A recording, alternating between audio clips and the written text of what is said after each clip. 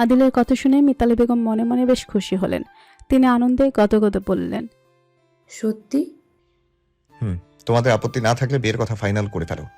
সামনে শুক্রবারই বিয়েটা করতে চাচ্ছি আমি। আদিলের এমন রাতারাতি সিদ্ধান্ত পরিবর্তন করার জন্য শান্তা বেগম কিছুটা ভাবুক হলেন। কাল রাতেই তো বলল বিয়ে করবে না, আর আজকেই আবার বলছে শুক্রবারে বিয়ে করবে। তিনি সন্ধিহান কণ্ঠে জিজ্ঞেস করলেন, কিন্তু এত তাড়াতাড়ি? হ্যাঁ, তোমাদের বড় মেয়ে বিদেশ পাড়ি জমাচ্ছে। বিয়েটা যদি এখন না করি তাহলে তো ও অ্যাটেন্ড করতে পারবে না। আবার বিয়ে বলে কথা, ও না থাকলে হবে বলো? মিতালি বেগম বিচলিত হয়ে জিজ্ঞেস করলেন, কি? কে? কই যাবে? হোমা, আমাকে জিজ্ঞেস করছো কেন? তুমি জানো না ছোট মা? না তো, এসব কি বলছিস বাবা?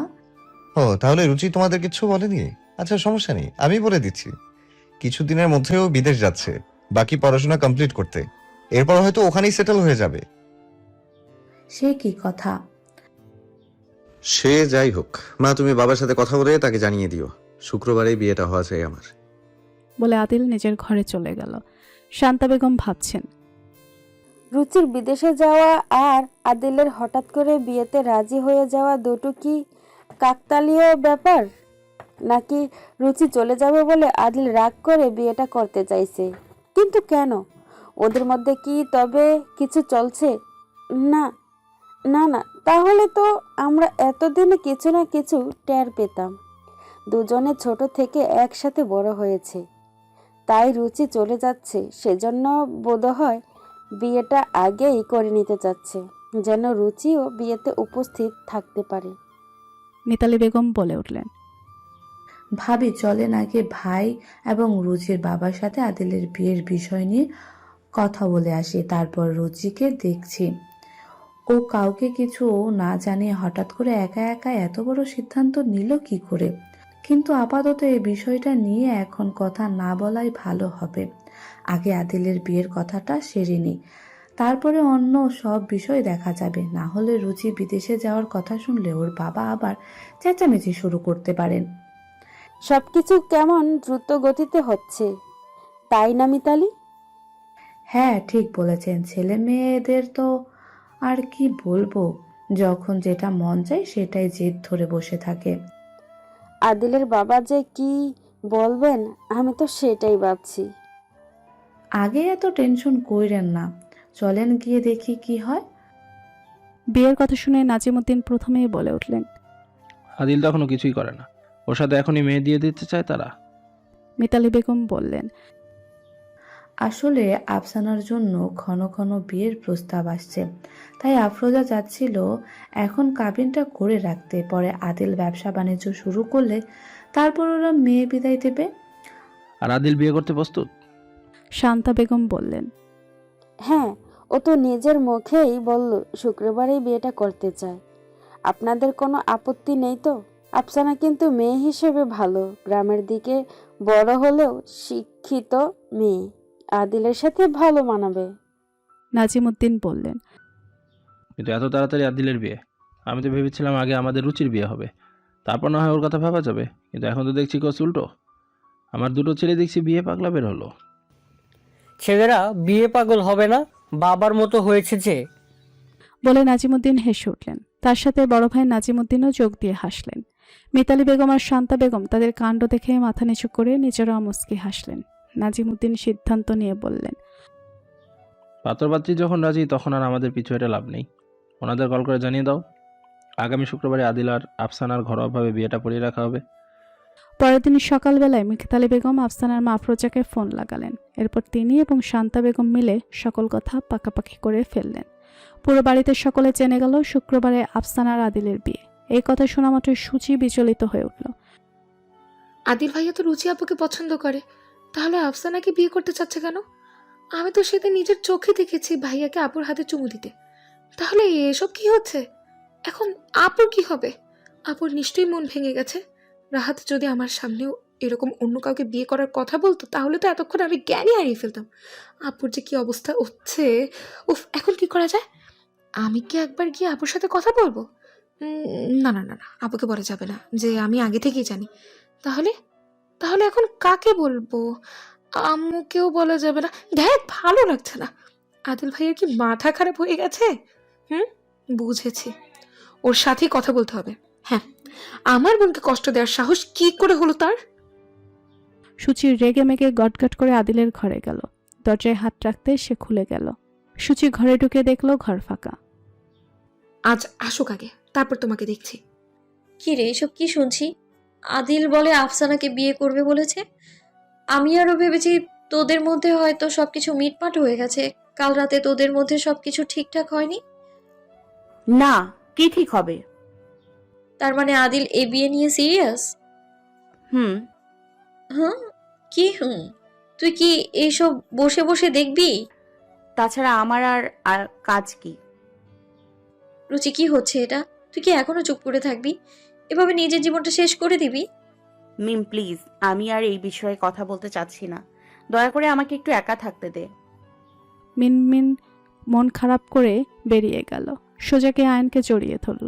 মিমের মন খারাপ দেখে আয়ন জিজ্ঞেস করলো, কি হয়েছে? আপনি কিছু একটা করুন প্লিজ। আদিলকে আটকান। ও যদি আফসানাকে বিয়ে করে নেয় তাহলে রুচির কি হবে? আয়ান বইয়ের মাথায় হাত বুলিয়ে দিচ্ছে। মিমের বিচলিত হওয়ার পেছনের কারণ সে বুঝতে পেরেছে। সে নিজেও তো চিন্তিত, এই ছেলের যে কখন কি হয় হুটহাট করে এমন সিদ্ধান্ত কেন নিল। আয়ান মিমকে সান্ত্বনা দেওয়ার জন্য বলল, তুমি চিন্তা করো না, আমার মনে হয় ওদের ব্যাপার ওরাই মিটিয়ে নিতে পারবে। কিন্তু ওরা দুজন তো পাগল হয়ে গেছে। একজন রাগের মাথায় আফসানাকে বিয়ে করতে রাজি, অন্যজন আবার বসে বসে সেই তামাশা দেখছে। কিন্তু ওরা যদি নিজেরাই চায় তাহলে আমাদের বলে কি লাভ বলো? তাও আপনি একবার চেষ্টা করে দেখুন না প্লিজ। আচ্ছা বাবা, আদিলের সাথে কথা বলে ওকে বোঝানোর চেষ্টা করব। আদিল বাড়িতে আসতেই সূচি ওর ক্লাস নেওয়ার জন্য ওর সামনে হাজির হলো। সূচি 2 হাত কোমরে রেখে রাগে ফুঁসছে। কি হয়েছে? এভাবে দাঁড়িয়ে আছিস কেন? আদিল ভাইয়া, তুমি আফসানাকে বিয়ে করতে পারবে না। কেন? এই না আফসানা তোর প্রাণের বান্ধবী? হয় আসলে ওকে ছাড়া এক মুহূর্ত একা থাকিস না, তাহলে বিয়ে করতে মানা করছিস কেন? ওকে বিয়ে করলে তো তোর জন্যই ভালো হবে। বিয়েটা কি তুমি আমার জন্য করছো? এমন ভাবে বলছো যেন আমি ওর সঙ্গে থাকতে পছন্দ করি দেখে তুমি ওকে বিয়ে করে আনার ব্যবস্থা করছো। সেরকম কিছুই ভেবে নে। আদিল ভাইয়া, তুমি আফসানাকে বিয়ে করবে না, ব্যাস। সূচি কিছুটা চেঁচিয়ে উঠল। দেখ, মাথা গরম করাবি না, সামনে থেকে যা। তোর এসব বিষয়ে নাক গলাতে হবে না। আদিল ওখান থেকে চলে আসতেই প্রতিমধ্যে আয়নের সাথে দেখা হলো। আয়ান ওকে দেখে বলল, আদিল, তোর সাথে কিছু কথা আছে। বলো। এখন মাথা থেকে বিয়ে করার চিন্তা ভাবনা ফেলে দে। অন্য কারো কথা না ভাবলেও অন্তত মাথা ঠান্ডা করে রুচির কথা ভাব। এখন জেদের বসে বিয়েটা করলে সারা জীবন আফসোস করবি। আদিল ভাইয়ের কথা শুনে তার দিকে ভুরু কুচকে তাকালো। এভাবে তাকিয়ে কি দেখছিস? তুই কি ভেবেছিস আমি কিছুই জানি না? আমি অন্ধ না যে চোখের সামনে আমার প্রেম পাগল হওয়া ভাইকে দেখেও কিছু বুঝতে পারবো না। আয়ান এগিয়ে এসে আদিলের কাঁধের উপর হাত রাখলো, বলল, এভাবে নিজেকে এবং রুচিকে কষ্ট দিস না, সিদ্ধান্ত পাল্টে ফেল। একবার যখন সিদ্ধান্ত নিয়ে ফেলেছি আমি আর পিছপা হতে পারবো না ভাই।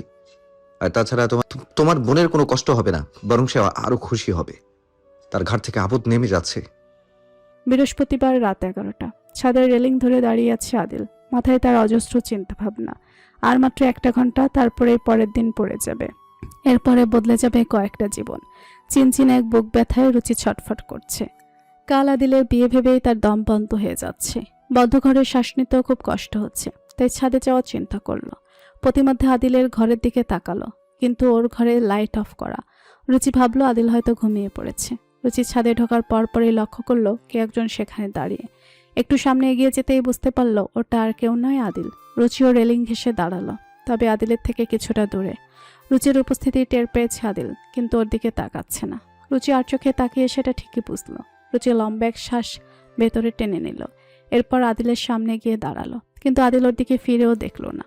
আদিলের এরকম এড়িয়ে যাওয়া একদম ভালো লাগছে না রুচির, কিন্তু দূরত্ব তো সে নিজেই সৃষ্টি করতে চেয়েছে।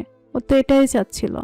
এতদিনে চাওয়া তার পূর্ণ হলো। তবে আদিলের দূরে যাওয়া আজ কেন এতটা পীড়া দিচ্ছে তাকে? কেন এই অসহ্য যন্ত্রণা সে সহ্য করতে পারছে না? নিস্তব্ধ গভীর রাত্রিতে আদিলের গভীর আওয়াজ যেন নিস্তব্ধতা ফুঁড়ে বের হলো। ঘুম আসছিল না। আমার বিয়ের জন্যই এতটাই এক্সাইটেড যে ঘুমাতে পারছিস না? বাহ, আদিলের খোঁচা মারা কথা যেন রুচির বুকে তীরার ফলের মতো লাগলো, রক্তাক্ত করলো তার হৃদয়খানা। আদিল, রুচির গলায় অসত্য স্পষ্ট, তবে আজ আদিল তার অসত্য আমলে নিল না। কি আদিল, ভুল কিছু বলেছি নাকি আমি? আমার বিয়েতে এক্সাইটেড হবি, এটা তো স্বাভাবিক। ছোট ভাইয়ের বিয়েতে বোনেরা তো এক্সাইটেড হবেই। আদিলের মুখে বোন ডাক শুনে এই প্রথমবারের মতো রুচি চলে উঠল। ক্ষিপ্ত গতিতে হাত বাড়িয়ে সোজা আদিলের কলা চেপে ধরল। খুব ভালো লাগছে না আমাকে এভাবে কষ্ট পেতে দেখে। ওমা, তুই কষ্ট পাবি কেন? তুই তো আমাকে ভালোবাসিস না রুচি।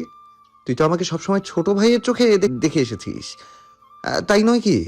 আর একটা দিন মাত্র, তারপর তুই সব কষ্ট থেকে মুক্তি পাবি। এরপর যেখানে যাবি যা।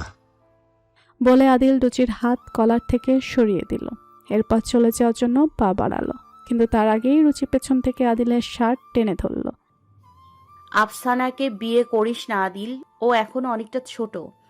ওর জীবন এভাবে নষ্ট করিস না। আগে ওকে ভালোবাসার চেষ্টা কর, তারপর না হয় বিয়েটা করিস।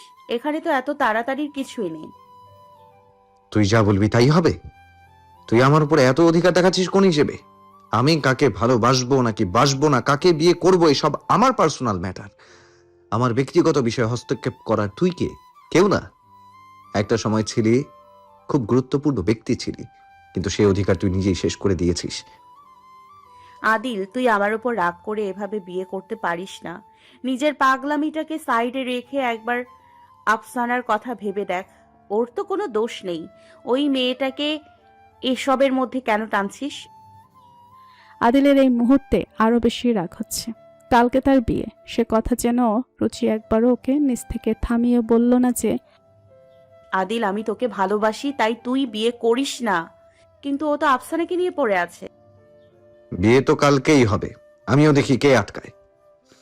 রুচিকে আর কিছু বলার সুযোগ না দিয়ে আদিল ছাদ ছেড়ে চলে গেল। রুচির চোখ দিয়ে আপনা আপনি পানি গড়িয়ে পড়ল। রুচির এই মুহূর্তে চিৎকার করে কান্না করতে মন চাচ্ছে, কিন্তু আফসোস সেই সুযোগটুকুও যে নেই। রুচি ধপ করে সেখানেই মাটিতে বসে পড়ল। নিজের বুকে নিজে আঘাত করছে আর প্রলাপ করছে। বন্ধ কর তোর এই অত্যাচার। কেন এভাবে পোড়াচ্ছিস আমাকে? কাল চোখের সামনে আদিলকে কিভাবে অন্য কারোর হতে দেখবো? পারবো না, কিছুতেই পারবো না, মরেই যাব আমি। রুচি কিছুক্ষণ চোখের পানি বিসর্জন দেওয়ার পরে উঠে দাঁড়ালো। এরপর চোখের পানি মুছে নিয়ে বলল, না, আমি আর এসব সহ্য করতে পারবো না। এভাবে বেঁচে থাকার থেকে মৃত্যুই যেন অনেক সহজ হবে। সুচি সকাল থেকেই মুখ ভার করে রেখেছে। ওকে এভাবে দেখে শান্তা বেগম বললেন, কিরে, ভাইয়ের বিয়ে হচ্ছে আর তুই এতটা শান্ত হয়ে বসে আছিস? বাবা বিশ্বাসই হচ্ছে না। কিছু হয়েছে নাকি? শরীর খারাপ লাগছে? না বড় মা, কিছু হয়নি। তাহলে মুখে একটু হাসি ফোটা। মুখটা ওরকম করে রাখলে হয়? তোকে এভাবে একদম মানায় না। তোকে তো সব সময় হাসি খুশি মানায় মা। বড় মায়ের কথায় সুচি আলতো হাসার চেষ্টা করলো। মিম মুখটা গোমড়া করে রেখেছে। আয়নের কথাতেও কোনো কাজ হয়নি, তাই সে আয়নের উপর কিছুটা নারাজ ছিল। তবে আয়ন ওকে মানিয়ে ফেলেছে। জুম্মার নামাজ পড়ে এসে সকলে সোফায় বসলো। একটু পরে আফসানাদের বাড়িতে যাবে সবাই। আদিলের গায়ে ধবধবা সাদা পাঞ্জাবি, তাতে অবশ্য কিছু সূক্ষ্ম কাজ আছে। সকলেই মোটামুটি রেডি হয়ে আছে। রুচিও গোলাপি রঙের একটা জামদানি শাড়ি পরে তৈরি। মায়ের ডাকে সে তাড়াহুড়ো করে শাড়ির কুচি ধরে সিঁড়ি দিয়ে নেমে এলো। সোফায় বসে সেই দৃশ্যে বিমোহিত দেখছে আদিল। রুচি নিজের উপর আদিলের নজর লক্ষ্য করলো। হঠাৎ আদিলের মনে পড়ল সে তো রুচিকে শাড়ি পরতে বারণ করেছিল। আমি মানা করা সত্ত্বেও শাড়ি পরেছে। বলেছিলাম শাড়ি পরে কোথাও বের হবি না। আদিল হাত মুষ্টিবদ্ধ করে রাগ নিয়ন্ত্রণের চেষ্টা করছে। শাড়ি পরে বাইরে যাওয়ার খুব শখ না? বের হচ্ছি, দাঁড়া। রুচিকে রান্নাঘরের দিকে যেতে দেখে আদিল ওর পেছনে পেছনে গেল। এরপর মাকে উদ্দেশ্য করে বলল, আম্মু, এক গ্লাস পানি দাও তো। পানি খাবি? দাঁড়া দিচ্ছি। শান্তা বেগম পানির গ্লাস আদিলের দিকে এগিয়ে দিলেন। আদিল সেখান থেকে এক চুমুক পানি খেল। এরপর হাত বাঁকিয়ে গ্লাসের সম্পূর্ণ পানি রুচির গায়ে ঢেলে দিল। রুচির সাথে সাথে দূরে সরে গেল। হাত দিয়ে পানি ছেড়ে ফেলার চেষ্টা করলো। সরি, হাত ফসকে পড়ে গেছে। আদিল, তুই কি যে করিস না! কতক্ষণ ধরে ওকে শাড়িটা পরিয়ে দিলাম আর তুই সেটা ভিজিয়ে দিলি। এখন এটা পরে ও যাবে কি করে? আমি কি ইচ্ছে করে করেছি নাকি? আর শাড়ি পরার কি দরকার? ওর কি জামা কাপড়ের অভাব আছে? কোনো একটা পরে নিলেই তো হয়। আদিল ভাবলেশীনভাবে কথাটা বলে সেখান থেকে চলে গেল। যেতে যেতে বাঁকা হাসল। রুচি বেশ বুঝল সে আদিল কাজটা ইচ্ছাকৃতভাবেই করেছে। আমি যে শাড়িটা বদলে নিই। যা তাড়াতাড়ি কর, হাতে তো বেশি সময় নেই। রুচি নিজের ঘরের দিকে যেতে নিল, পরে আবার ঘুরে এসে মায়ের ঘরে ঢুকলো। আম্মু, তোমার কাছে অন্য কোনো শাড়ি থাকলে দাও তো, এটা ভিজে গেছে। আলমারি খুলে যেটা পছন্দ হয় নিয়ে যা বাপু, দেখছিস তো আমার হাত দুটো বন্ধ। রুচি আলমারি খুলে সেখান থেকে একটা শাড়ি বের করলো। এরপর মাকে দেখিয়ে বলল, আম্মু, এটা কেমন লাগবে? হ্যাঁ, সুন্দর লাগবে, যা এটাই পরে নে। বাহিরে দুটো মাইক্রো অপেক্ষা করছে। গাড়িতে ওঠার সময় রুচিকে দেখে আদিল আরেকটা দফা চমকালো। মনে মনে ভাবল, এত নিষ্ঠুর তুই রুচি, এইভাবে সেজে গুজে ঢ্যাং ঢ্যাং করে আমার বিয়েতে যাচ্ছিস, তা আবার লাল শাড়ি পরে। আর কত ধৈর্যের পরীক্ষা নিবি আমার? আদিলের দৃষ্টিকে পাত্তা না দিয়ে রুচি গাড়িতে উঠে বসলো। ছোট গাড়িতে বড়রা সবাই বসলো, আর বড়টাতে আদিল, রুচি, সুচি, আয়ান আর মিম বসলো। গাড়ি রওনা হলো গন্তব্যে। বড়দের গাড়ি সামনে চলছে আর আদিলদেরটা পেছনে, কিন্তু হঠাৎ করে তাদের গাড়িটা অন্যদিকে মোড় নিল। আদিল সেটা লক্ষ্য করে ড্রাইভার বলল, এদিকে যাচ্ছেন কেন? তুই একটু চুপ করে বসে থাকবি? ওই দিক দিয়ে গেলে বেশি জ্যাম হবে, তাই আমরা অন্য দিক দিয়ে যাব। আয়ান বলল। কিছুক্ষণ পরেই গাড়িটা থামলো। একে একে রুচি, আয়ান আর মিম নেমে পড়ল।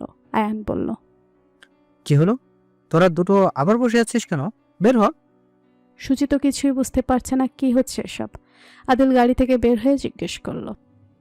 ওরা এখানে থামলো কেন? কাজ আছে, চল। এরপর সকলে মিলে ভেতরে ঢুকলো।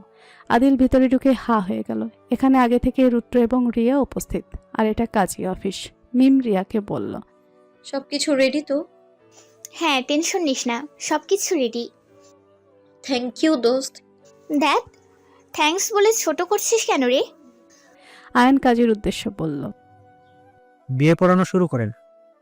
এরপর আদিল আর রুচিকে দেখিয়ে দিয়ে বলল, এই হচ্ছে বর আর এই হচ্ছে কনে। আয়ানের কথা শুনে আদিল হতভম্ব হয়ে গেল। সে প্রথমে ভেবেছিল হয়তো রুদ্র এবং রিয়ার বিয়ে, কিন্তু এখন তার আর রুচির বিয়ের কথা শুনে থ মেরে গেল। কাজী সাহেব ওদের দুজনের পুরো নাম জিজ্ঞেস করলেন। আয়ান গড়গড় করে ওদের নাম বলে দিল। এর মধ্যে আদিল বলে উঠল, আমি এই বিয়ে করব না। আয়ান রেগে গিয়ে বলল, দেখ আদিল, দেখ আদিল, একদম নাটক করবি না। একে তো অনেক কিছু সামলাতে হবে, এর মধ্যে তুই নতুন করে আরেক ঝামেলা শুরু করিস না। বললাম তো আমি এই বিয়ে করব না। ওকে আমি কিছুতেই বিয়ে করব না। এতক্ষণ চুপচাপ সবকিছু শুনছিল রুচি, তবে এবার তার মুখ খোলার সময় এসে গেছে। রুচি আদিলের সামনে গিয়ে দাঁড়ালো। এতদিন আমার জন্য পাগল হয়ে যাচ্ছিলি, আর এখন বলছিস বিয়ে করবি না? না করছিস কেন? কারণ তুই আমাকে ভালোবাসিস না। তাহলে কেন বিয়ে করব আমি তোকে? আগেকার সব কথা বাদ, এখন আমি বলছি আমি তোকে বিয়ে করতে চাই।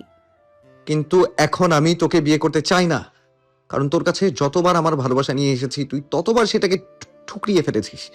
বারবার আমার ভালোবাসাকে অপমান করেছিস। যার কাছে আমার ভালোবাসার কোনো মূল্য নেই, তার দিকে আমি আর ফিরেও তাকাই না। ভালোই ভালোই বলছি আদিল, বিয়েতে রাজি হয়ে যা, না হলে এখন আমি যা করব তার জন্য তুই দায়ী থাকবি। আমি কোনো বিয়ে টিয়ে করবো না রুচি। তোকে লাস্ট একটা সুযোগ দিচ্ছি, বল কবুল বলবি নাকি বলবি না? সময় মাত্র 3 সেকেন্ড। সব সময় তোর কথা শুনি দেখে তুই যা বলবি তাই শুনতে হবে নাকি? অ্যান্ড তোর সময় শেষ। ঠিক আছে, করবি না তো বিয়ে? ওকে, দরকার নেই, রিয়াদকে ফোন করে ডেকে নিচ্ছি। উনি আসলে আজকে এই মুহূর্তে ওনাকে বিয়ে করব আমি। আমার বিয়ে দেখে তারপর আফসানাকে বিয়ে করতে চাস তুই? রুচি ফোন বের করে রিয়াদের নাম্বার খুঁজে বের করলো। যেই মাত্র কল লাগাতে নিবে তার আগে আদিল সমরে সেটাকে কেড়ে নিল। রেগে দাঁত পিষে পিষে বলল, খুব সাহস বেড়ে গেছে না? চল বস। এরপর রুচির হাত ধরে এনে কাজের সামনে দুজনে বসে পড়ল। রুচি তো মনে মনে বেশ খুশি। ও জানতো এই প্ল্যানটা ঠিক কাজে লাগবে। রিয়াদের কথা শুনলে আদিলের মাথা আর ঠিক থাকবে না। আদিল এখনও রুচির হাত শক্ত করে ধরে রেখেছে, তবে ওর চোখ মুখ শক্ত হয়ে আছে। দেখে বোঝা যাচ্ছে না সে খুশি হয়েছে নাকি রেগে আছে। 3 বার আলহামদুলিল্লাহ কবুল বলে আদিল আর রুচির বিয়ে সম্পূর্ণ হলো। বছর দুটো চোখের পলকে নিমেষে পেরিয়ে গেল। শীত প্রায় যায় যায় করছে। শীঘ্রই প্রকৃতিতে বসন্তের আগমন ঘটবে। শীতল হাওয়ার বেগ ক্রমাগত চঞ্চল হয়ে উঠছে। বাগানে দাঁড়িয়ে সেই বাতাস উপভোগ করল রুচি। কিন্তু প্রকৃতিকে কেমন জানি উদাস লাগছে। রুচি আর দাঁড়ালো না, ক্লান্ত শরীরটা নিয়ে বাড়িতে ঢুকলো। সে মাত্রই ফিরল স্কুল থেকে। শহরের এক নামকরা স্কুলে শিক্ষকতা করছে সে। বাড়িতে ঢুকে কারোর সাথে কথা না বলে সোজা নিজের ঘরে ঢুকে গেল। কাঁধের ব্যাগটা খুলে অযত্নে ফেলে রাখলো। ওভাবেই বিছানায় হাত দুটো মেলে দিয়ে শুয়ে পড়ল। ছাদের দোলনায় পা দুটো তুলে বসে আছে সূচি, হাতে তার কলম। কোলের ওপর রাখা ডায়েরিটাতে লিখছে সে একখানা চিঠি। হাতটা তার বারবার কেঁপে উঠছে। সূচি নিজেকে সংযত রাখার যথেষ্ট চেষ্টা করছে, তবে ব্যর্থ হচ্ছে। চোখের জলও বাধা মানছে না আজ। প্রিয়, গতরাতে স্বপনে দেখিলাম তুমি বিবাহ করিয়াছ। লাল টুকটুকে বউ তোমার অপেক্ষার প্রহর গুনিতেছে। তোমার সারা মুখে লেপ্টে রইয়াছে প্রাপ্তির ঝলক। সেইখানে আমিও উপস্থিত ছিলাম, কিন্তু মনে হইল তুমি আমারে চেনো না। এই জন্মে কখনো আমাদের সাক্ষাৎই ঘটে নাই। তোমার লাল টুকটুকে বউ তো আমার হওয়ার কথা ছিল, কিন্তু সেই জায়গায় তুমি অন্য এক নারীকে কিভাবে আসন দিলা? তোমার ওই হাসি হাসি মুখখানি দেখিয়া আমার ঘাম ছুটে গেল। ধর্ধ ফরিয়া ঘুমের মধ্য হইতে উঠিয়া বসিলাম। হৃদযন্ত্রখানা অতি মাত্রায় জোরে ছুটিয়া চলিয়াছে। বুকে হাত রাখিয়া নিজেকে শান্ত করিবার চেষ্টা করিলাম, তবে তাহাতেও ব্যর্থ হইলাম। রাত্রিতে আর ঘুম হইল না। সারা রাত ছটপট করিয়া কাটিয়া দিলাম। মনের এক গহীন হইতে বারেবার আওয়াজ আসিতেছে যে আর আমার নেই, সে আমার নেই, কোনো কালে হওয়ার সম্ভাবনাও নেই। অসহ্যকর এই অবস্থা হইতে মুক্তি পাইতে ফোন হাতে নিয়ে একবার তোমার আইডি হইতে ঘুরিয়া আসিলাম। দেখিলাম স্বপ্নই সত্যি হইয়াছে। আমাকে কেউ না বলা সত্ত্বেও এখানে বসিয়া আমি তোমার বিবাহের খবর পাইয়া গিয়াছি। অক্ষি যুগল স্রোতে টইটুম্বুর হইল, কিন্তু তাদের আর করিয়া পড়তে দিলাম না। কেন জানি মনে হইতেছে তোমারে ভালোবাসা আমার জন্য হারাম, চিরকালের জন্য হারাম। যেখানে ভালোবাসা হারাম, সেখানে তোমার জন্য অশ্রু বিসর্জন দেওয়ার মতন মহা পাপ করার দুঃসাধ্যি নেই আমার। প্রিয়, আমি চেয়েছি তুমি সর্বদা সুখী থাকো, এইটাই চিরকাল আশা করিয়াছি। তাই এখনো এর ব্যতিক্রম ঘটবে না। তবুও জানতে ইচ্ছে করে তুমি কি করিয়া অন্য কারো নামে কবুল বলিতে পারিলে? হ্যাঁ, একটা বারের জন্য কি এই অভাগিনীর মুখখানি তোমার মন স্পটে ভেসে ওঠেনি? এই জীবনে আর তোমাকে নিজের করে পাওয়া হইল না। এই শূন্যতা যে আমার সারা জীবন রহিয়া যাইবে। চিঠিখানা লিখছি, কিন্তু কখনো তোমার নিকট পৌঁছাবে না। তুমি কি বুঝিতে পারছো না? তোমাকে না পাওয়ার কষ্ট ভাষায় ফুটিয়ে তুলিতে আমার বুকে কেমন দহন যন্ত্রণা হইতেছে। আমার হাতের কম্পন কি তুমি অনুভব করিতে পারিবে? জানি পারবে না, আর কখনোই পারা সম্ভবও হইবে না। আজ হইতে তোমাকে এবং তোমার স্মৃতিগুলোকে একটা ছোট্ট বক্সে পুরিয়া বুকের গহিনে লুকিয়ে রাখিব। হয়তো বা বছরের পর বছর পার হইয়া যাইবে, কিন্তু তুমি সেইখানেই অবস্থান করিবে। মাঝে মাঝে তোমার বুকে বক্স হইতে বাহির করিয়া কিছুক্ষণ স্মৃতিচারণ করিব। ফের তোমাকে বুকের কোণে লুকিয়ে রাখিতে হইবে চিরজীবনের জন্য। সেইটাই তোমার স্থান। ইতি, সুচিতা। সূচির কলম থেমে গেল। হাতের উল্টো পিঠ দিয়ে সন্তর্পণে চোখের জল মুছে নিল। ছাদের চারপাশে চোখ বোলাতেই আবারও সেই পুরনো দিনের স্মৃতি ভেসে উঠল। রাহাতকে এক পলক দেখার জন্য কত অপেক্ষাই না করেছে সে এই জায়গাটায়, কত অনুভূতি জমানো এই জায়গাটায়। এখান থেকেই তো সবচেয়ে বেশি কথোপকথন হতো তার রাহাতের সাথে। কিন্তু আফসোস, এগুলো এখন শুধুই স্মৃতি মাত্র। এই তো মাস 7 আগে রাহাত তার গার্লফ্রেন্ডের সঙ্গে পরিচয় করিয়ে দিল। সূচির ছোট্ট হৃদয়খানা তো সেদিনই ভেঙে গেছিল। তার প্রথম ভালোবাসা সে প্রকাশ মাত্র করতে পারল না, সেই সুযোগই তো পেল না। অবশ্য প্রকাশ করলেও রাহাত তো তার ভালোবাসা কখনো গ্রহণই করত না, কারণ তার জীবনে আগে থেকেই অন্য কেউ উপস্থিত। সূচি ডায়েরি থেকে পৃষ্ঠাটা ছিঁড়ে ফেলল। সাথে সাথে মনে হলো সে নিজের থেকে রাহাতকে আলাদা করে ফেলল। সূচি উঠে রেলিং ঘেঁষে দাঁড়িয়ে একবার পাশের বাড়ির ছাদে চোখ ফেলল। তবে এখান থেকে রাহাতকে দেখার আর কোনো উপায় নেই, কারণ সে কয়েক মাস আগেই অন্য জায়গায় ট্রান্সফার হয়ে গেছে। সূচির চিঠিটাতে একবার হাত বুলিয়ে সেটাকে নিজের হাত থেকে মুক্ত করল। সেটা হাওয়ার কোন দিক ধরে উড়ল ধরল সেটা দেখার জন্য নিজের মধ্যে কোনো উৎসাহ খুঁজে পেল না। সূচি কিছুক্ষণ চোখ বন্ধ করে সেখানেই দাঁড়িয়ে থাকলো। এবার গটগট করে ছাদ থেকে নেমে গেল। হঠাৎ করে এই দমকা হাওয়ায় গায়ে একটা কাগজ ছুঁড়ে এসে বাড়ি খেলো এক পথিকের। কাগজটা হাতে নিয়ে আগে আশেপাশে তাকিয়ে দেখলো এটা এলো কই থেকে, কিন্তু রাস্তার সবাই যে যার গন্তব্যে পৌঁছানোর জন্য ব্যস্ত। ওপরের দিকে চোখ তুলে তাকাতেই দেখলো ছাদ থেকে এক মেয়ে সরে গেল। যুবকটি মেয়েটির চেহারা দেখতে পেল না, তবে বাতাসে উড়ন্ত চুলগুলো দেখলো। চিঠিটায় কি লেখা আছে সেটা ভেবেই এক অজানা উত্তেজনার যুবকটির মধ্যে হানা দিল। তার যে কোথাও পৌঁছানোর তাড়া আছে সেটাও ভুলে গেল, আর দেরি না করে সেখানে দাঁড়িয়ে দাঁড়িয়ে চিঠিটা পড়তে শুরু করলো। মেমকে ধরে সাবধানে খাবার টেবিলে বসিয়ে দিল রুচি। 10টা বাজতে চলল। আয়ান এখনো ফেরেনি, কেন জানি আজ তার একটু দেরি হচ্ছে। শান্তা বেগম বারবার করে মিমকে রাতের খাবার খেয়ে নিতে বলেছেন, কিন্তু মিম আয়ানের জন্য অপেক্ষা করছিল। তবে রুচি এসে ওকে বকা দিয়ে খাওয়ার জন্য বসিয়ে দিয়েছে। এ সময় খাওয়া দাওয়া ঠিক সময় করা অত্যন্ত জরুরি, কারণ মিম গর্ভবতী, 7 মাস হতে চলেছে তার। রুচি মিমের প্লেটে খাবার তুলে দিল। খেয়ে নে তাড়াতাড়ি, 10টা বাজছে। আর তুই এখনো খাসনি, আবার বলছিস পরে খাবি। মিম মুখ ফুলিয়ে বলল, এত বকছিস কেন? ইদানিং তুই আমাকে খুব বকাবকি করিস। আচ্ছা আর বকাঝকা করবো না, এবার ভালো মেয়ের মতো খেয়ে নে। তুই খাবি না? হ্যাঁ খাবো, কিন্তু আগে তুই খেয়ে নে তারপর। তুইও বস না, দুজন একসাথে খাই। কতদিন ধরে একসাথে খাওয়া হয় না। তুই সব সময় দেরি করে খেতে আসিস, আর আয়ান আমাকে জোর করে আগেই খাইয়ে দেয়। ভাইয়া ঠিকই করে, কারণ তোর সময় মতোই খেতে হবে। রুচি মিমের পেটে হাত বুলিয়ে দিয়ে বলল, আমাদের বাবুকে সময় মতো খাবার দিতে হবে না? তোরা কেউ আমাকে একটা দিনও অনিয়ম করতে দিবি না? হ্যাঁ, সবাই মিলে ধরে তো সময় মতো খেতে দিস। যা তাড়াতাড়ি প্লেট নিয়ে আয়, আজ একসাথে খাবো। আচ্ছা। রুচি ও মিমের সাথে খেতে বসলো। 2 বান্ধবী একসাথে খাচ্ছে আর এটা ওটা নিয়ে কথা বলছে। এর মধ্যে রুচি খেয়াল করলো মিম ওর দিকে তাকিয়ে আছে। কি হলো, খাওয়া ছেড়ে আবার আমার দিকে ওভাবে তাকিয়ে আছিস কেন? তুই অনেকটা শুকিয়ে গেছিস রুচি, একটু নিজের যত্ন নিতে চাস না?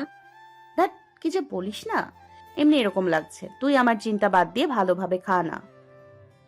এর মধ্যে বাইরে থেকে বাইকের আওয়াজ ভেসে এলো।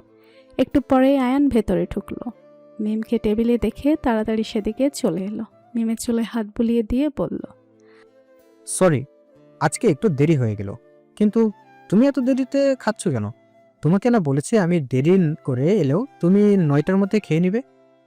হলো, এসেই তোমার বকা দেওয়া শুরু হয়ে গেল। নিজে লেট করে এসে আবার নিজেই রাগ দেখাচ্ছ। আচ্ছা সরি, তুমি খেয়ে নাও, আমি ততক্ষণে ফ্রেশ হয়ে আসছি। আয়ান চটপট ফ্রেশ হয়ে এসে সেও খেয়ে নিল। এরপর মিমকে ধরে ধীরে ধীরে সুস্থ নিজের ঘরে নিয়ে গেল। শুয়ে পড়ো। তুমি আসবে না? আমি আরেকটু পরে আসছি, কিছু কাজ বাকি আছে। মিম আবারও মুখ ফুলিয়ে নিল। প্রেগনেন্সির জন্য খুব মুড সুইং হয় তার। একে তো কাজ থেকে দেরিতে ফিরলে, এখন আবার বাড়িতেও কাজ করবে।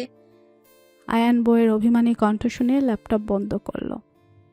আচ্ছা ঠিক আছে, করব না কাজ। বাসায় যতক্ষণ থাকবো সব সময় শুধু তোমার জন্য। আয়ান বিছানায় এসে মিমের পাশে শুয়ে পড়ল। এক হাতে জড়িয়ে ধরে তার কপালে গভীর চুমো বসালো। এরপর দুজনে সারাদিন কি কি করলো সেসব একে অপরকে জানাতে শুরু করলো। রুচি বোনের ঘরের দরজায় নক করলো। এতক্ষণ দরজা লাগিয়ে দিয়ে পড়ছিল সূচি। তার এখন অ্যাডমিশন পরীক্ষার প্রস্তুতি চলছে, তাই বাড়িতে লাফালাফি অনেকটাই কমে গেছে। তাছাড়া রাহাতের কথা ভুলে থাকার জন্য পড়াশোনায় মনোনিবেশ বেশি করছে। কে? আমি। সূচি দরজা খুলে দিতেই রুচি ঘরে প্রবেশ করলো। তার হাতে 1 গ্লাস দুধ, সেটাকে বোনের দিকে বাড়িয়ে দিয়ে বলল, নে গরম গরম দুধটা খেয়ে নে। সূচি বসে বসে সেটা শেষ করলো। পড়াশোনা কেমন চলছে? হচ্ছে মোটামুটি। বেশি প্রেসার নিবি না, ধীরে ধীরে সব পড়ার চেষ্টা করবি। আর কোনো হেল্প লাগলে আমাকে বলবি। আচ্ছা। আর বেশি রাত জাগিস না, তাড়াতাড়ি ঘুমিয়ে যাস, ঠিক আছে? আচ্ছা আচ্ছা, 12টা পর্যন্ত পরেই ঘুমিয়ে যাব। হ্যাপি? হ্যাঁ। রুচি নিজের ঘরে এসে দরজা বন্ধ করে দিয়ে শুয়ে পড়ল। চোখ তার সিলিংয়ে নিবদ্ধ, সেদিকে এক দৃষ্টিতে তাকিয়ে আছে। এটা তার নিত্যদিনের কাজ। রাতে কিছুতেই ঠিকমতো ঘুমাতে পারে না। গত 2 বছর ধরে ইনসোমনিয়াতে ভুগছে সে, তবে বিষয়টা তার কাছে মন্দ লাগে না। বিছানায় শুয়ে সে আদিলকে ভাবতে শুরু করে। এরপর ঘন্টার পর ঘন্টা শুধু ওকেই ভাবে। তারপর শেষ রাতের দিকে কখন ঘুমিয়ে যায় সেটা নিজেও টের পায় না। আজও তাই করবে। আর আজ শুরু হলো তাদের বিয়ের দিনের কথা দিয়ে। তারা আদিলকে কিভাবে বিয়ের জন্য জোর করছিল সেটা ভেবে আনমনে হাসল রুচি। এই ঘটনা যখনই মনে পড়ে তখনই হাসেও। আবারও ভিড়ে গেল সেই দিনটায়। কাজী সাহেব যখন কবুল বলতে বললেন তখন আদিল তো গড় গড় করে বলে দিল, দেখে কে বলবে ছেলেটা মাত্র 1 মিনিট আগেও বিয়ের জন্য নানা করছিল। কিন্তু রুচি কিছুটা সময় নিচ্ছে। বারবার তার বাবা মায়ের আর বড় বাবা ও বড় মার কথা মনে পড়ছে। ভুল করছে নাকি ঠিক সেই দ্বিধায় ভুগছে মেয়েটা। তবে আদিলের মুখের দিকে তাকাতেই যেন এক অদ্ভুত শক্তি পেল। মনে মনে আরেকবার বাবা মায়ের মুখ স্মরণ করে কবুল বলে দিল। কবুল করে নিল আদিলকে, কবুল করে নিল তাদের ভাগ্যকে। সারা জীবনের জন্য আবদ্ধ হয়ে গেল আদিলের সাথে। সূচি খুশিতে মিমের হাত চেপে ধরে রেখেছে। রিয়াও হাসছে। রুদ্রর হাতে ধরে কানে কানে ফিসফিস করে বলল, তোর কি খারাপ লাগছে? খুব খারাপ লাগবে কেন? বরং আমি তো আরো খুশি। কিন্তু তুই না আদিলকে পছন্দ করতি? আরে সেটা তো কবেই শেষ হয়ে গেছে। আমি আগেই বুঝতে পেরেছিলাম আদিলের মনে শুধু রুচির বসবাস। রুদ্র এবার কিছুটা স্বস্তি পেল। তার ঠোঁটের কোণে ফুটে উঠল হাসি। তাহলে এখন তোর বর্তমানে ক্রাশ কে? না, এখন বর্তমানে কেউ নেই রে। এখানে হ্যান্ডসাম ছেলের মনে হচ্ছে খুব অভাব। মনে হচ্ছে ছেলে খোঁজের জন্য অন্য শহরে যেতে হবে। কোথাও যেতে হবে না তোর। ওমা, তাহলে ছেলে পাবো কই? ছেলে তোর পাশেই দাঁড়িয়ে আছে।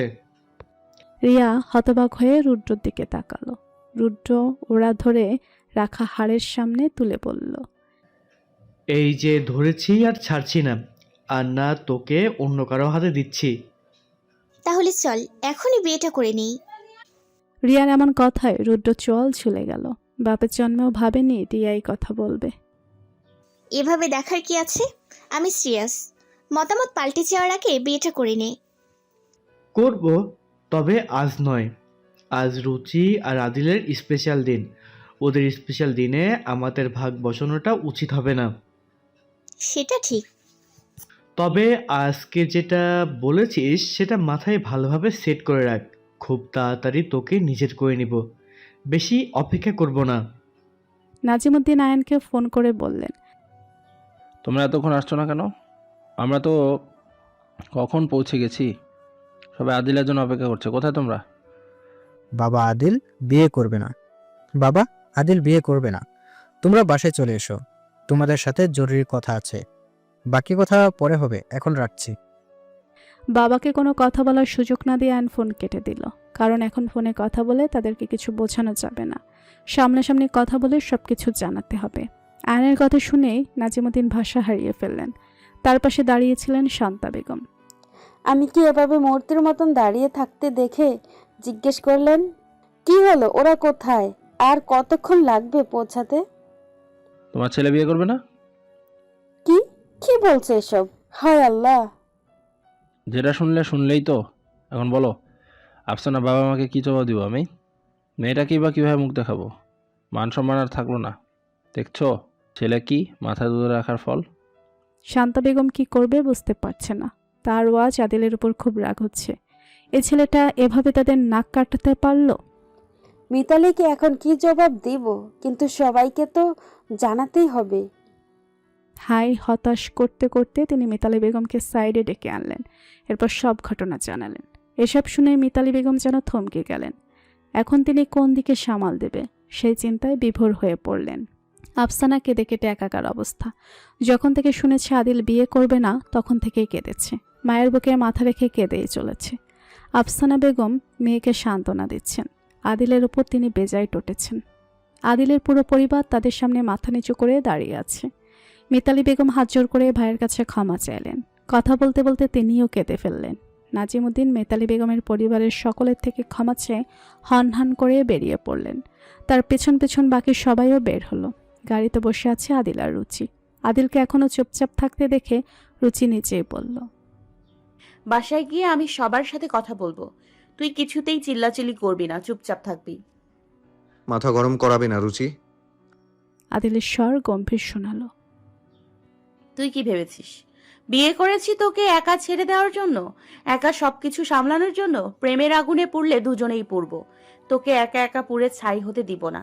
এখন থেকে তোর সমস্ত দায়িত্ব আমার, তাই সবাইকে দুজনে একসাথে বোঝাবো। রুচির কাছে মনে হলো আদিল হঠাৎ করে যেন ম্যাচিউর হয়ে উঠেছে। ওর এরকম মন মানসিকতা দেখে রুচির মুখে হাসি ফুটে উঠল। হাসিস না, তোর সাথে তো বোঝাপড়া হবে। আমাকে জানানোর ফলস্বরূপ আমার প্রেমাগ্নিতে পুড়তে হবে তোকে। রুচি বিড়বিড় করে বলল। তোর প্রেমাগ্নিতে তো আগে থেকেই পড়ছি। আদিল রুচির কথা শুনে ওর হাতের উল্টা পিঠে চুমো বসালো। সূচি মিথ্যা মিথ্যা কেসে বলল। এখন থেকে তোমাকে কি বলে ডাকবো, ভাইয়া নাকি জিজু? যা ইচ্ছে ডাকিস, কিন্তু এখন ডিস্টার্ব করিস না। আদিলের কথায় সূচি হি করে হেসে উঠল। ড্রয়িং রুমে বড়দের সকলের সামনে মাথা নিচু করে দাঁড়িয়ে আছে আদিল, রুচি, আয়ান, মিম এবং সূচি। আদিলকে দেখেই নাজিমুদ্দিন ওর দিকে তেড়ে এসে বললেন, এত বড় নাটক করার সাহস কি করে হলো তোমার? বিয়ে করবে না সেটা আগে বলে দিলেই তো হতো, এভাবে সবার সামনে আমাদের ছোট করলে কেন? আদিলকে কিছু বলতে না দিয়ে রুচি পাশ থেকে বলে উঠল, আমরা বিয়ে করেছি বড় বাবা। রুচির কথা শোনা মাত্রই সকলে একযোগে বিস্মিত হয়ে পড়ল। নাজিমুদ্দিন আশ্চর্য হয়ে জিজ্ঞেস করলেন, এসব তুমি কি বলছো রুচি? ও ঠিকই বলেছে বাবা, আমি রুচিকে ভালোবাসি, তাই আমরা বিয়ে করে নিয়েছি। আজিমুদ্দিন আচমকা রুচির হাত ধরে টেনে ওকে নিজের দিকে করে সজোরে থাপ্পড় মারলেন। পরক্ষণে আবার যেই মারতে যাবেন তখনই আদিল সামনে এসে দাঁড়ালো। কি করছো তুমি? আদিল, সামন থেকে সরো, আমি ওর সাথে কথা বলতে চাই। উনি রুচির দিকে তীক্ষ্ণ দৃষ্টিতে তাকিয়ে বললেন, আদিল তো ছোট, কিন্তু তুমি কি করে পারলে এরকম করতে? আমাদের মান সম্মান কিভাবে ডুবিয়ে দিলে? রুচি মাথা নিচু করে দাঁড়িয়ে আছে, চোখ তার পানিতে ভরপুর। আয়ান বলল, ওরা তো ভুল কিছু করেনি, তোমরা প্লিজ শান্ত হও। নাজিমুদ্দিন বললেন, তুমি চুপ করো। ওরা বিয়ে করতে চাইলো আর তুমি ওদের বিয়ে দিয়ে দিলে? একবার আমাদের থেকে অনুমতি চেয়েছিল? ওদের দুজনেরই গার্ডিয়ান বেঁচে আছে, তাহলে তুমি কেন ওদের গার্ডিয়ান সাথে বিয়ে দিতে গেলে? আর রুচি, তুমি একটা ভালো ছেলে ডিজার্ভ করো, যে তোমার যোগ্য। আর এই ছেলে লাইফ নিয়ে কখনো সিরিয়াস ছিল? ও নিজে থেকেই বলেছিল বিজনেসে জয়েন করবে, আর করলো, কিন্তু মাত্র একদিন পরেই এসে বললো ও আর পড়াশোনা আর ব্যবসা একসাথে সামলাতে পারবে না, অপদার্থ একটা। বড় বাবা প্লিজ, তুমিও এভাবে বলো না। কে বলেছে শুধু ছেলেদেরই ফিনান্সিয়ালি ইন্ডিপেন্ডেন্ট হতে হবে? মেয়েরা কেন হতে পারে না? ও যেভাবে জীবন কাটাতে চায় সেভাবেই কাটাবে। আমি ওর পাশে আছি, তোমরা শুধু একবার সুযোগ দাও আমাদের।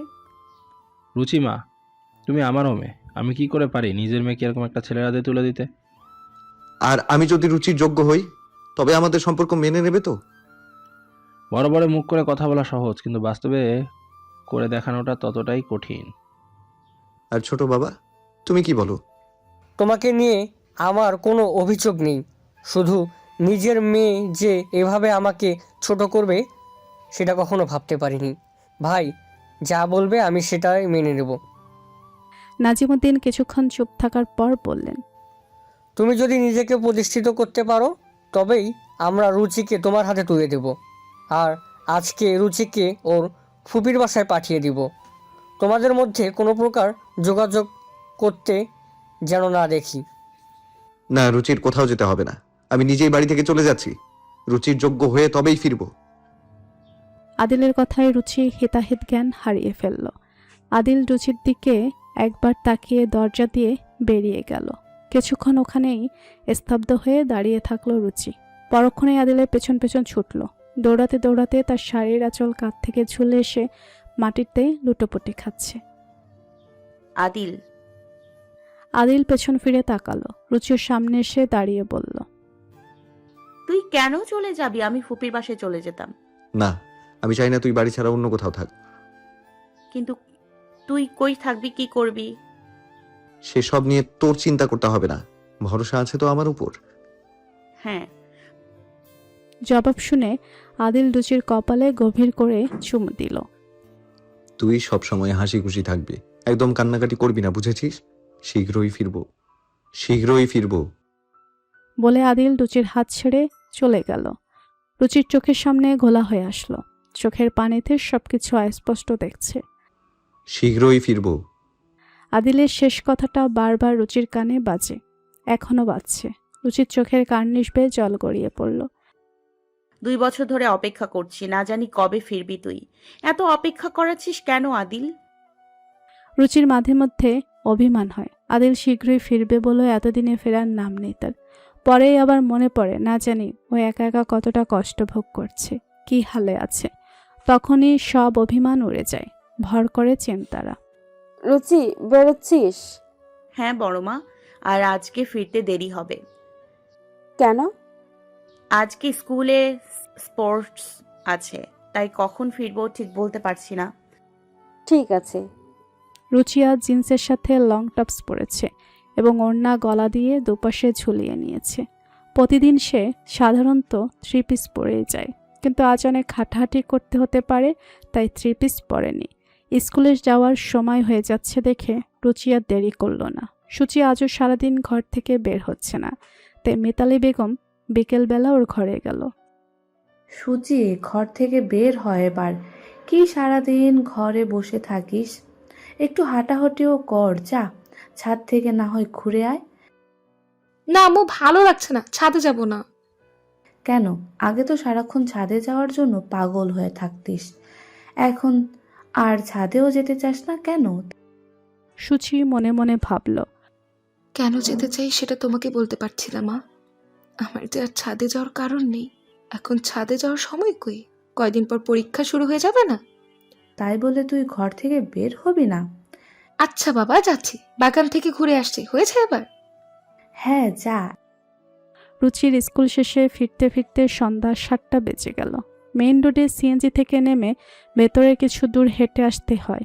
রুচি সিএনজির ভাড়া মিটিয়ে দিয়ে হাঁটতে শুরু করলো। তখনই হঠাৎ করে এক বাইক তার সামনে এসে থামলো। রুচি বিরক্ত হয়ে পাশ কাটিয়ে চলে আসতে নিল, কিন্তু বাইকে থাকা ছেলে রুচির হাত চেপে ধরল। রুচি বেশ ভয় পেয়ে গেল।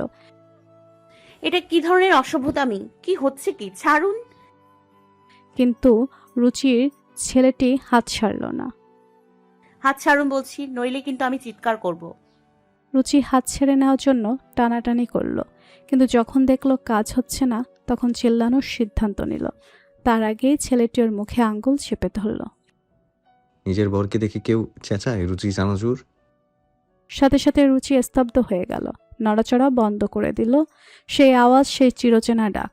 রুচি সব ভুলে সোজা ঝাঁপিয়ে পড়ল আদিলের বুকে। আদিলও জড়িয়ে ধরল তাকে। বাইকে বস।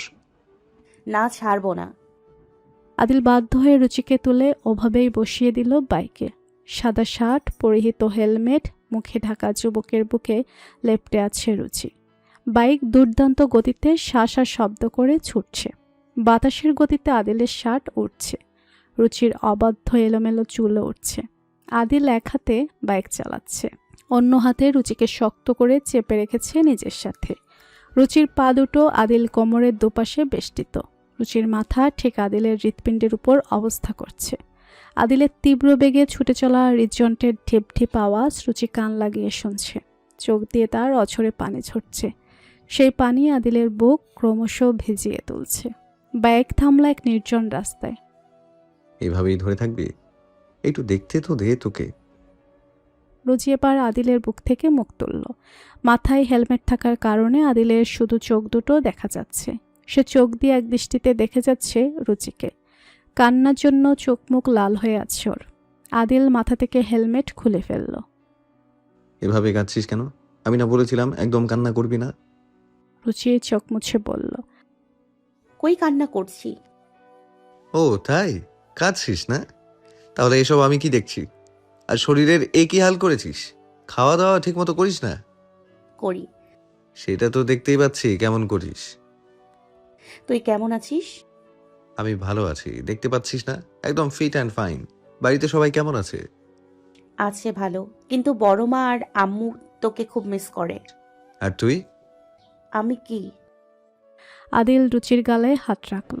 গালে হাত বোলাতে বোলাতে জিজ্ঞেস করল, মিস করছিস আমাকে? রুচির চোখ আবার ভিজে উঠছে। সে চোখ নামিয়ে নিল। তার এরপর ছোট্ট করে বলল, হুম। রুচি, কি?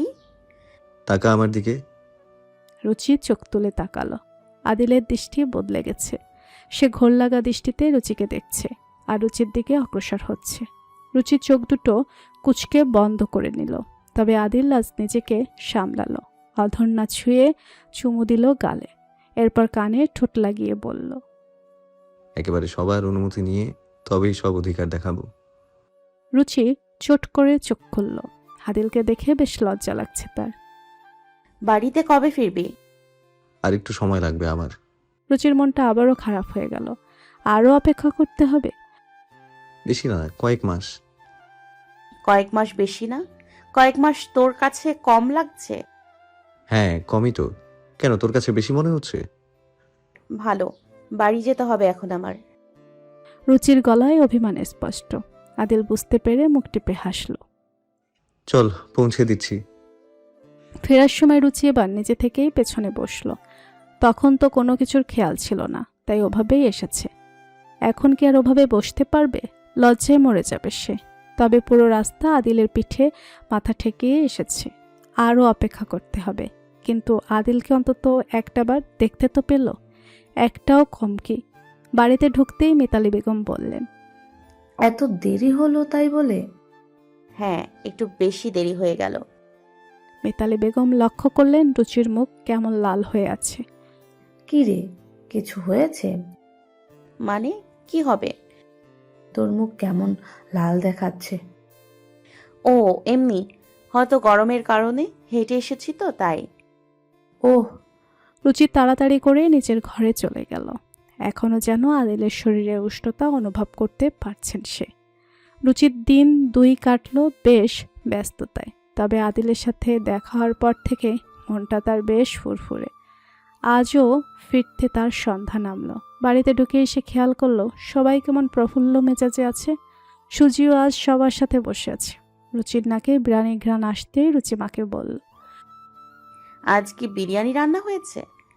হুম। কিন্তু আজ হঠাৎ বিরিয়ানি যে? আজ তো শুক্রবারও না। শুধু কি শুক্রবার হলে বিরিয়ানি করা যাবে? এমনি দিন করা যাবে না? না, সেটা বলছি না। ভাবলাম হয়তো কোনো বিশেষ কিছু কাজ। আপু, যা তো, তাড়াতাড়ি ঘরে যা। রুচি ভুরুকুচকে জিজ্ঞেস করলো, কেন? এখনই ঘরে যেতে হবে কেন? ঘরে যেয়ে কি করব? না মানে যে জলদি ফ্রেশ হয়ে আসো, তারপর একসাথে বিরিয়ানি খাবো। ও, সেজন্য তাড়া দিচ্ছিস? তো তুই আগে খেয়ে নিলেই পারতি। আমার জন্য অপেক্ষা করে থাকতে হবে নাকি? হুম, যাও এবার। যাচ্ছি যাচ্ছি। রুচি ঘরে যেয়ে দরজা বন্ধ করে লাইট অন করলো। ব্যাগটা রেখে বিছানায় বসতে যেতেই তার চক্ষু চড়ক গাছ। আদিল মাথার নিচে হাত দিয়ে খাটে শুয়ে আছে, ঠিক প্রথম দিনের মতো। যেদিন প্রথম সিলেট থেকে এসেছিল ওই দিন রুচি ওকে দেখে চমকে উঠেছিল। আজ উঠল। তবে আজ আর আদিলের কাছে যেতে কোনো দ্বিধা নেই। এতক্ষণে আদিল উঠে দাঁড়িয়েছে। দুহাত মেলে ধরতে রুচি দৌড়ে গিয়ে আদিলকে জড়িয়ে ধরল। আদিল তাল সামলাতে না পেরে রুচিকে নিয়েই খাটে পড়ল। তুই না বলেছিলি তোর আরো সময় লাগবে, আরো কয়েক মাস? সেটা তো এমনি বলেছিলাম, না হলে তোকে সারপ্রাইজ দিতাম কি করে? তাই বলে এভাবে মিথ্যা বলবি তুই আমাকে? আমি আরো ভাবছিলাম না জানি আরো কতদিন অপেক্ষা করতে হবে। আমি তো ভেবেছিলাম সরাসরি আজকেই বাড়িতে এসে তোকে সারপ্রাইজ দিব, কিন্তু তোকে দেখার লোভ কিছুতেই সামলাতে পারছিলাম না। তাই সেদিন অপরিকল্পিতভাবেই তোর সামনে চলে আসি। আদিলকে ছেড়ে উঠে বসলো। আর আজকে বাড়িতে সবাই জানে তুই এসছিস। আদিল আবারও রুচিকে নিজের বুকে টেনে নিল, বলল, হ্যাঁ, সবাই জানে। আর আমি সবাইকে মানা করে দিয়েছি যেন তোকে কিছু না বলে। ও আচ্ছা, তার মানে সকলে মিলে একসাথে প্ল্যান করে আমাকে উপরে পাঠালো। হ্যাঁ। এই বড় বাবা আর আব্বুর সাথে দেখা হয়েছে তোর? বাবাকে দেখিনি, তবে শ্বশুর মশাইকে দেখলাম। রুচি আদিলকে ছেড়ে অস্থির হয়ে উঠে বসল। আব্বু কি বলল? আদিল বিরক্ত হয়ে বলল, তুই বারবার আমাকে ছেড়ে উঠে যাচ্ছিস কেন বলতো? আদিল প্লিজ আমাকে বল না আব্বু কি বলল। কি আবার বলবে? যেরকম কথা ছিল সেটাই বলেছেন।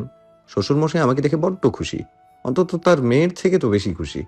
তুই তো আমার কাছে থাকতেই চাইছিস না, বারবার দূরে সরে দিচ্ছিস। হ্যাঁ তাই দিব, এখন শুধু দূরেই সরে দিব না, বরং ঘর থেকে বের করে দিব। আদিল শোয়া থেকে উঠে বসে পড়ল। কেন কেন? কারণ এখন আমি ড্রেস চেঞ্জ করব। তুই নিচে যা, আমি আসছি। ও এই ব্যাপার? তা ড্রেস চেঞ্জ করবি কর, কে মানা করেছে? হ্যাঁ, তুই গেলেই তো করব। কেন আমার যেতে হবে কেন? তুই কি ভুলে গেছিস আমি তোর কে? মনে করিয়ে দিতে হবে নাকি? কিছু ভুলিনি, কিন্তু বাবা এবং বড় বাবার সাথে কথা না হওয়া পর্যন্ত তুই আমার ছোট ভাই। আদিল রুচিকে কথা শেষ করতে দিল না, তার আগে রুচির কোমর ধরে নিজের সাথে চেপে ধরল। শুধু বাক্যটা সম্পূর্ণ করেই দেখ তোর কি অবস্থা করি। রুচি লজ্জায় হাঁসফাঁস করছে। কি যেন বলছিলি? আব্বু মেনে নেওয়া পর্যন্ত আমি তোর কে? কাজিন। আমি তো এটাই বলতে চাচ্ছিলাম। Good girl. আমি এখন নিচে যাচ্ছি, তুই তাড়াতাড়ি চেঞ্জ করে চলে আয়। আচ্ছা। গোল মিটিংয়ের ন্যায় সকলে একযোগ হয়ে বসে আছে, কিন্তু এখনও কেউ টু শব্দ পর্যন্ত করছে না। নাজিমুদ্দিন নীরবতা ভেঙে আদিলের উদ্দেশ্যে বললেন, তো আজকাল কি করছো তুমি? আপাতত একটা মাল্টিন্যাশনাল কোম্পানিতে ট্রান্সলেটর হিসেবে কাজ করছি, তবে খুব শীঘ্রই নিজের কোম্পানি খোলার প্ল্যান আছে। এই ব্যাপারে কামকাজ অনেকটাই হয়ে গেছে, বাকিটা মাসখানেক এর মধ্যেই সম্পূর্ণ করে নেব। নাজিমুদ্দিন ছেলের কথায় খুব গর্ববোধ করলেন। আদিল যে এতটা উন্নতি করবে উনি সেটা ভাবেননি, তবে ছেলের সাফল্যে তিনি বেশ খুশি। শান্তা বেগম ছেলের জন্য উতলা হয়ে বললেন, তাহলে সবার উপস্থিতিতে রুচির সাথে ওর বিয়েটা এবার দিয়ে দেওয়া হোক। তুমি কি বলো আজিম? আপনাদের যা ভালো মনে হয়, আমার পক্ষ থেকে কোনো বাধা বিরোধিতা নেই। দিনক্ষণ ঠিক করে আদিল আর রুচির বিয়ের ডেট ফিক্সড করা হলো। বিয়েতে রুচির মামাদেরও ইনভাইট করা হলো, কিন্তু আফরোজা বেগম আফসানার কথা ভেবে না করে দিয়েছে। মিতালি বেগমও বিষয়টা বুঝতে পেরে আর জোর করেননি। আর আফসানা, সে এখনও বিয়ে করেনি, পড়াশোনা করছে। বাবা মাকেও বিয়ের জন্য মানা করে দিয়েছে। পড়াশোনা শেষ করে নিজের পায়ে দাঁড়িয়ে তারপর এসব নিয়ে ভাববে। বিয়েতে রাহাত এসেছে তার নতুন বউকে নিয়ে। সুচির সাথে তার সুসম্পর্ক থাকায় আগে এসে ওর সাথে কথা বলতে শুরু করেছে। সুচিও বুকে পাথর চেপে রেখে হাসি মুখে কথা বলছে, কারণ সে জানে রাহাতকে দোষারোপ করার কোনো কারণ নেই। তাই ওর উপর সুচির কোনো অভিমানও জমা নেই। সেটা মেনে নিয়েছে যে সকলের নিয়তিতে প্রথম ভালোবাসা থাকে না, সবাই তাদের প্রথম ভালোবাসা পায় না। কিছু ভাগ্যবানরা সেই সৌভাগ্য নিয়ে জন্মায়। অতঃপর ধুমধাম অনুষ্ঠানের মাধ্যমে আজ আদিল আর রুচির পুনরায় বিবাহ সম্পন্ন হলো। মিম রুচিকে নিয়ে এসে বাসর ঘরে বসিয়ে দিল। এখন থেকে আদিলের ঘরই তোর ঘর। মিম রুচির ঘোমটা টেনে দিল। কি করছিস? ঘুমটা দিচ্ছিস কেন? মনে নেই আমার বিয়েতে তুইও তাই করেছিলি? কি ভেবেছিস আমি ভুলে গেছি? আহা, একদম ভুলিনি। সেই প্রতিশোধ নিলাম আজ। রুচি ঘোমটা তুলে হেসে বলল, ও, তাহলে প্রতিশোধের আগুন এভাবে নিচ্ছেন আপনি? হ্যাঁ, প্রতিশোধ নেওয়া হয়ে গেছে, এখন আমি চলি। তুই তোর হাজবেন্ডের সাথে রাতটা এনজয় কর। এই, তুই আবার শুরু করেছিস? তো বলবো না, বেচারা 2 বছর আগে বিয়ে করেছে, এখনো পর্যন্ত বউয়ের ধারে কাছেও ঘেঁষতে পারছে না। আরে ধ্যাৎ। আচ্ছা, আর ডিস্টার্ব করবো না, আমি বিদায় নিচ্ছি। আদিলের ঘরের সামনে গেট ধরে দাঁড়িয়ে আছে সুচি। লম্বা বেনুনিটাকে ঘোরাচ্ছে। আদিল ঘরে ঢুকতে নিলেই তাকে আটকে দিয়ে বলল, এই যে মহাশয়, কোথায় যাচ্ছেন? ঘরে যাচ্ছি, দেখতে পাচ্ছিস না? সাইড দে। সেটা তো দিবই, কিন্তু তার আগে ঘরে ঢোকার ফি পরিশোধ করে যান। আসার পর থেকেই তুই দেখছি খুব জ্বালাচ্ছিস। 2 বছর জ্বালাইনি, সে শোধ তুলতে হবে না? এখন তাড়াতাড়ি ভালোই ভালোই টাকাটা দিয়ে দাও, না হলে। দিব না, না হলে কি করবি? তাহলে আর কি করার, সারা রাত এখানেই দাঁড়িয়ে থাকো, কিন্তু ভেবে নাও ভেতরে কিন্তু আপু অপেক্ষা করছে। আদিল চোখ ছোট ছোট করে তাকিয়ে বলল, কত লাগবে? বেশি না, আমার 20,000, আর ওদেরকে দিবে কি দিবে না সেটা নিয়ে আমার কোনো মাথা ব্যথা নেই। কি এই তুই কি ডাকাত হয়ে গেছিস? ডাকাত না, ডাকাতিনি। আদিল পকেট থেকে 20,000 টাকা বের করে সুচির হাতে ধরিয়ে দিয়ে বলল, এটা সবাই মিলে ভাগ করে নিবি, এখন এখান থেকে যা। ঘরে ঢুকে দরজা বন্ধ করে দিয়ে হাঁপ ছাড়ল আদিল। এরপর ধূপধাপ পা ফেলে রুচির কাছে গেল। এরপর ওর ঘোমটাটা তুলে দিয়ে বলল, মাশাআল্লাহ, বউটা আমার মারাত্মক সুন্দরী। চল সালাম কর এখন। রুচি ভুরু কুচকে আদিলের দিকে তাকালো। এইভাবে তাকিয়ে লাভ নেই। তোকে কেউ বলেনি যে বাসর ঘরে স্বামীকে সালাম করতে হয়? কিন্তু তুই তো আমার থেকে ছোট। বিয়েতে কোনো ছোট বড় নেই, স্বামীকে সালাম করতেই হবে। রুচি খাট থেকে নেমে উঠে দাঁড়ালো। এরপর আদিলকে সালাম করলো। আদিল পকেট থেকে একটা হীরার আংটি বের করে রুচির আঙ্গুলে পরিয়ে দিল। এরপর মাথায় গভীর এক চুমু দিয়ে বলল, আজ থেকে আমাদের সব দূরত্ব শেষ। কতগুলো বছর পর আমাদের ভালোবাসা পূর্ণতা পেল। আমি আমি বলে বোঝাতে পারবো না আজ আমি কতটা খুশি। আদিলের খুশি আরও কয়েক গুণ বাড়িয়ে দেওয়ার জন্য রুচির মুখ নিঃসৃত কয়েকটা শব্দই যথেষ্ট ছিল। Adil, I love you. Adil স্তব্ধ হয়ে দাঁড়িয়ে থাকলো, চোখ মিটমিট করে বউয়ের দিকে তাকিয়ে বলল। আরেকবার বল প্লিজ, আরেকবার বল। রুচি আবারও বলল, I love you Adil, love you. I love you too. নিজের থেকেও বেশি ভালোবাসি। এবার তাড়াতাড়ি আমাকে কয়েকটা ছোট ছোট রুটি চানাচুরের প্যাকেট দিয়ে দে। কি? এত রাতে আমি চানাচুরের প্যাকেট কোথা থেকে পাবো?